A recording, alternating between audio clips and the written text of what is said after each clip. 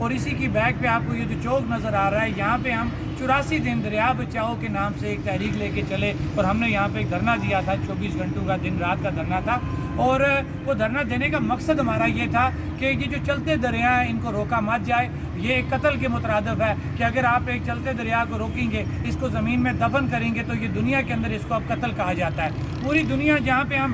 جدت کی بات کر رہے ہیں، پوری دنیا کے اندر دریا کی ڈائیورجن جو ایک جرم قرار دیا گیا، لیکن بدقسمتی سے آزاد کشمیر بالخصوص مظفر آباد کے اندر ہمارا جو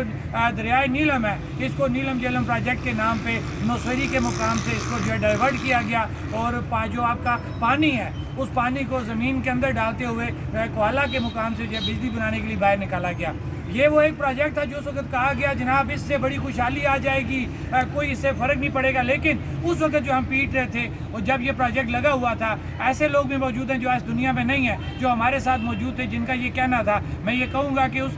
جو دریا بچاؤ جو ایک تحریک تھی، ان کا یہ کہنا تھا کہ ان دریاؤں کو جو ہے چلتا رہنے دیا جائے، اگر آپ نے پروجیکٹ لگانے چلتے رخ پہ لگائے جائیں، کیونکہ جب آپ پانی کو ڈائیورٹ کریں گے تو آپ کا جو ٹیمپریچر ہے، یہ ریسرچ شدہ بات ہے کہ آپ سے 4 سے 5 ڈگری جو آپ کا ٹیمپریچر کے اندر جو ہے اضافہ گرمی میں جو ہے وہ اس کے بعد آ جانا تھا۔ اور اگر آپ کو یاد ہو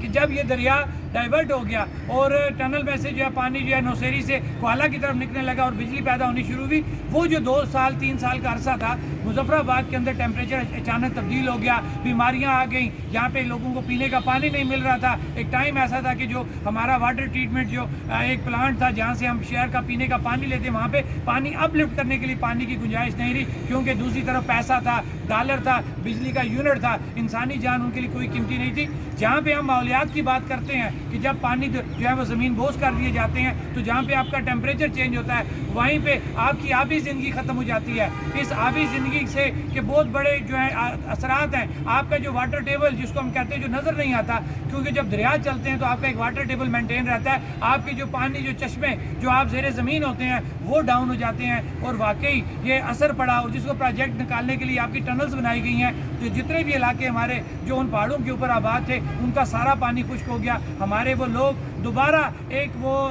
بیکورڈ جو ایک ٹائم تھا اس کے اندر گھس کے دوبارہ ہماری ماؤں بہنوں نے گڑے سروں پہ اٹھا لیے، کیونکہ ان کے جو زیر زمین پانی تھا وہ دریا جب آپ نے شفٹ کر دیا تو واٹر ٹیبل آپ کا ڈاؤن ہو گیا اور وہ پانی کے چشمے وہاں سے ختم ہو گئے۔ یہ وہ چیزیں تھیں کہ جو ہم اس وقت پیٹ رہے تھے کہ آپ پروجیکٹ لگائیں، چلتے دریا پہ لگائیں، لیکن ہمیں افسوس ہے کہ یہاں پہ محکمہ ماحولیات، پوری دنیا میں ماحولیات کی بات کی جا رہی ہے، بڑے بڑے یہاں پہ سیمینار کیے جاتے ہیں، لیکن میں یہ ان اداروں سے پوچھتا ہوں کہ اس وقت آپ کے وہ دعوے کہاں پہ تھے؟ اس وقت وہ آپ کے سیمینار، وہ جھوٹے سیمینار آپ نے کیے، لوگوں سے جھوٹے وعدے کیے اور مظفر آباد کو آپ ویران کر کے اس پروجیکٹ کے نام پہ۔ لیکن اللہ کا شکر ہے، یہ خدا کی مہربانی ہے، اور میں یہ کہوں گا کشمیری عوام بالخصوص مظفر آباد کی عوام کو اللہ کی طرف سے مہربانی ہے کہ وہ جو کرپشن زدہ پروجیکٹ تھا جو 700-800 ارب روپے پہ پہنچ چکا ہے، اس کرپشن کی وجہ سے اللہ نے اس کو خود نیست و نابود کر دیا اور وہ پروجیکٹ دوبارہ بند ہو گیا۔ اور آج یہ پانی آپ کو میرے پیچھے دیکھیں چلتا ہوا نظر آ رہا ہے، یہ وہ دریائے نیلم ہے جس کو ڈائیورٹ کر دیا گیا تھا اور مظفر آباد کا ماحول چینج کر دیا گیا تھا۔